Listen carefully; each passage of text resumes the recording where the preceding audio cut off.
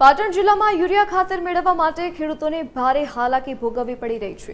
APMC ખાતે urea ખાતર મેળવવા લાંબી કતારો લાગી છે। ખેડૂતોને જરૂરિયાત મુજબ ખાતર ન મળતા ભારે રોષ વ્યાપ્યો છે। ઉનાળુ બાજુ એરંડા ઘાસચારાને સમયસર ખાતર ન મળે તો નુકસાનીની ભીતિ સેવાઈ રહી છે। ભર ઉનાળાની ગરમીમાં ખેડૂતો ખાતર મેળવવા માટે તેમને ભારે હાલાકી ભોગવવી પડી રહી છે। સંવાદદાતા કૃણાલ ફોનલાઈન પર જોડાઈ ગયા છે। જી કૃણાલ, ખેડૂતોને ખાતર ન મળતા તેઓને હાલાકી ભોગવવાનો વારો આવ્યો છે, શું વિગત?